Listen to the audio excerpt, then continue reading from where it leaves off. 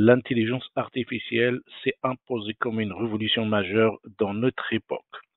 Il redessine les contours de l'économie mondiale, suscitant autant d'espoir que de crainte. Certains y voient la disparition du travail tel que nous le connaissons. D'autres, une opportunité sans précédent pour repenser nos modèles économiques. Mais que faut-il vraiment en penser? Commençons par un constat. L'intelligence artificielle bouleverse le monde du travail. En automatisant des tâches répétitives et prévisibles, il met en péril certains emplois, notamment dans la fabrication ou la logistique. Une menace, diront certains. Pourtant, l'histoire économique regorge d'exemples montrant que chaque révolution technologique, même destructrice à court terme, a permis de créer de nouvelles activités. Les emplois d'hier disparaissent, mais ceux de demain émergent. La clé réside dans notre capacité à nous adapter. Et l'adaptation passe par la formation.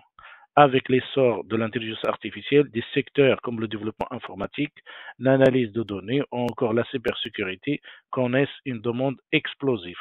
D'autres disciplines moins attendues telles que l'éthique de l'intelligence artificielle prennent également leur envol. Ces transformations ne sont pas un simple détail. Ils redéfinissent les compétences nécessaires pour participer pleinement à cette nouvelle économie. Mais l'intelligence artificielle n'est pas qu'une affaire de travail. Elle permet aussi d'améliorer l'efficacité économique, optimisation des chaînes d'approvisionnement, réduction des gaspillages, analyse prédictive pour mieux anticiper l'avenir.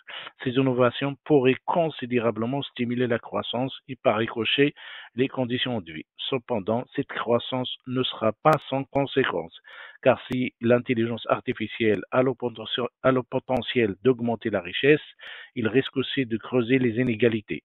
Ceux qui maîtrisent les technologies profiteront des bénéfices, tandis que les autres risquent d'être laissés pour compte. Ce déséquilibre social, bien réel, appelle à une intervention politique. Politique publique et régulation et programmes de reconversion doivent être les piliers de cette transition. C'est une question de justice sociale, mais aussi d'efficacité économique à long terme. Enfin, il serait très naïf de croire que l'intelligence artificielle remplacera les humains.